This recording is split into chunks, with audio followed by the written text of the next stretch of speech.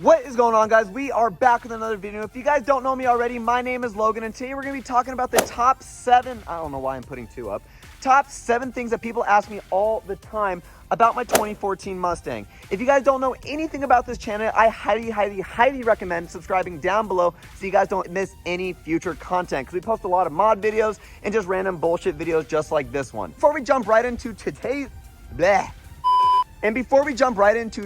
video, man, I don't know how many times I gotta redo that. If you guys haven't watched the last video already, I highly recommend watching that as well, because we end up throwing some Euro style clear taillights on the rear end of this car. This is now gotta be, and I mean gotta be, my favorite mod for this car out of all the things I've done, with the exception of suspension mods. Suspension mods will, no matter what, overtop everything currently as of right now. But other than that though, if you're really trying to get some cool appearance on the rear end of this car, you can even see in the sunlight on this video that these things look sick. We're gonna be jumping in the bread and butter of this video, talking about that everyone seems to ask me about this car is my rims. And the good question about this is, I really don't know what type of rims these are. This was the very first mod I ever put on the car. Like literally the very first mod. I really did not know what direction I wanted to go, and thankfully at least I picked a rim that at least looks nice. And in my opinion, the rims really change up the appearance of the car, because whatever rims you have really just based off, in my opinion, what the rest of the car is going to look like when it comes to side skirts, front lip, spoilers, etc, etc. But the one thing I do know about these rims is that they are 20-inch wheels made by Adventus. I ended up getting them from a shop out here in Las Vegas called Swap Motorsports at the time. This was about 4 or 5 years ago when I ended up getting these. And if you're curious about the tire size that I am running a 235. Actually, am I running a 235?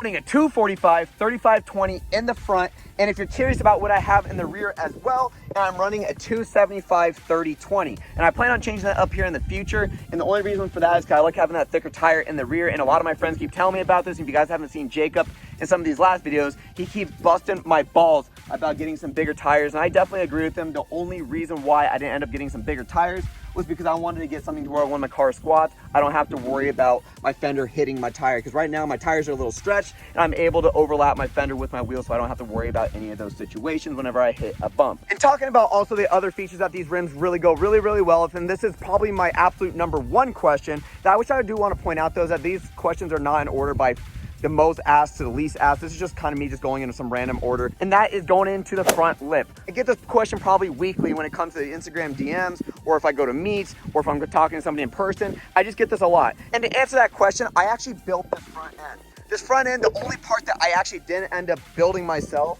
was this Roush front lip with some washer hardware from like Amazon or Wish.com or something like that. And one thing I do want to point out though is, when you do modify your car, not everything has to be the over top most expensive. If there's something you like, just get it. Who cares what other people have to say? Just go off and do what makes you happy. Because I guarantee that a lot of people wouldn't know that these came from Wish if I didn't tell them that. And people who do know, do know. And if you don't like it, oh well, don't give a shit. And right below that Roush front lip is a 1/4-inch ABS plastic with some Amazon rods that are really beat to shit at the moment if you really look at them, because of rocks and everything like that. But that can always be touched up with paint. I really think this is where the people get the attention from these, is because of this one particular mod on the front end of this car, and that is having these scrape guards I added at the bottom. I actually made these myself. This is actually Centra board that I ended up getting from my job, because they were just throwing it away, and I was just looking for something to where I didn't have to scratch my front lip whenever I go over these bumps. And I also wanted something that looked a little bit more aggressive and reminded me of like a snake or something like that. I don't know, it's just weird. My mind views things in weird ways. And I'm getting this idea off a Challenger. If you guys haven't seen the Challengers on the road already, it's the ones that have those yellow front guards on there when it comes from shipments or whatever the reason is for it. I actually end up getting that idea from this, but this really doesn't guard anything other than the fact that it guards it from scratching at the bottom. And one last other piece that really makes this front end complete, and I wouldn't have done this front end if it wasn't for this one particular part, and that is adding these splash guards right here. And I actually end up getting that idea off a Corvette, believe it or not. I hate when people bother me when I'm making videos, when people are driving by. It just makes me feel all like paranoid and just anxious. I don't know, it's weird. So I gotta sit here and wait.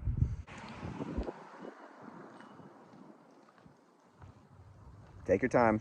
Few moments later. And the reason why I ended up getting this off of a Corvette is because I went to Cars and Coffee one time and I really liked how wide the front end looked. And I wanted something that really flowed with the front bumper as well, and also this front lip to make the front end look a lot wider. Because in my opinion, this front end on this car from factory just looks plain out boring and looks like a flat out rental car. And it just looks, just nothing aggressive about it other than these headlights in my opinion, unless you're gonna do a bunch of mods to it.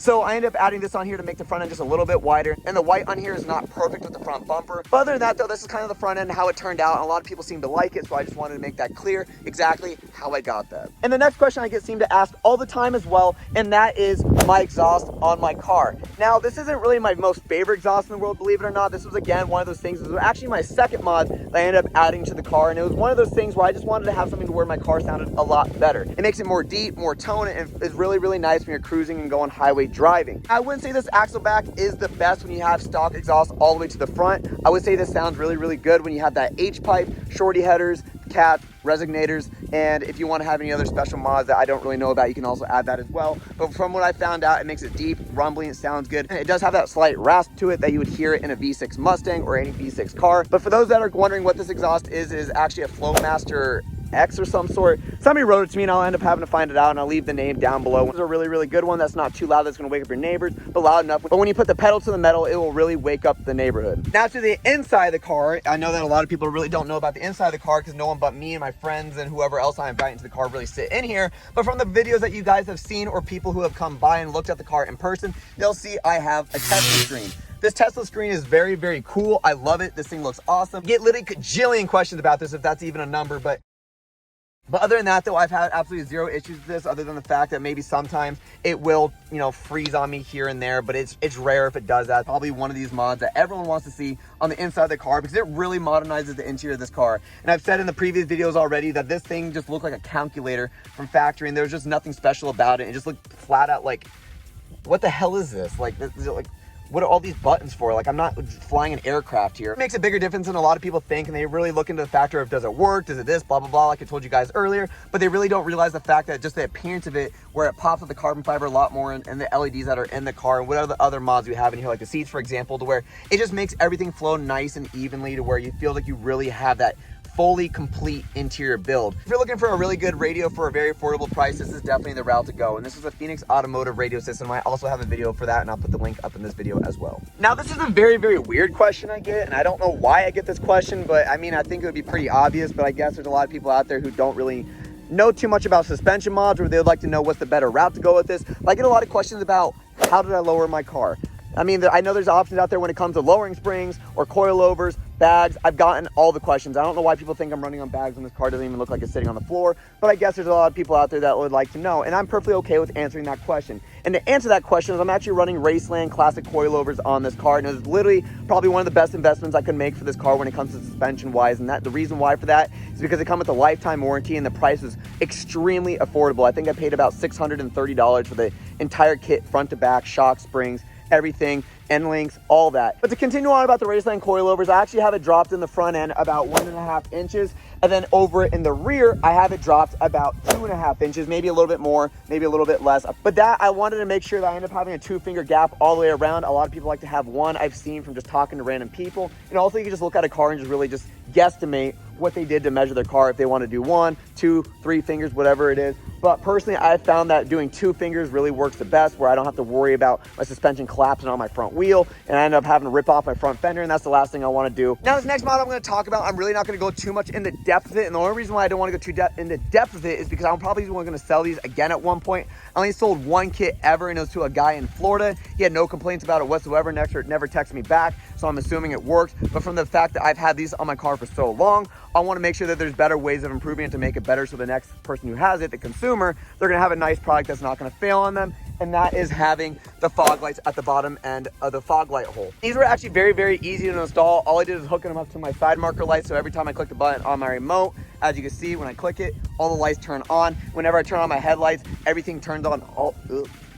Sorry. No, I don't have a manual switch where only those can turn on. I really didn't want that because I just didn't want to have a million different buttons inside the car for just simple little lights and stuff. If you guys aren't catching this already, as you guys can see, I ended up making these. You cannot buy these online whatsoever, no matter where you look. And if you do find them, please send the link down below. I'd love to know if they're better than what I have. And I'm not going to make a comparison of like, oh, this one's better than mine, or no, mine is better than this. Like, I would like to know. I'm just curious. If they're better, I might even purchase them for myself. But the final thing that everyone, and I mean literally everyone, asks me all the time about this rental car V6 Mustang is, why do I own a V6? Why don't you own a V8? Why is it automatic? Yeah, I know those aren't the most popular things in the car industry, having a V6, having an automatic, but to be honest with you, I really don't give a shit what the car industry has to say about it. I'm doing my own thing. I paid for it. It's my own car. And if anybody wants to complain about it, they can go deal with it in customer service or something like that. And to wrap up today's video, guys, I want to say thank you guys all so much, as always, for watching this video. It really, truly means a lot to me that you guys are watching this video, and of course, I won't have to drive by when I'm doing this.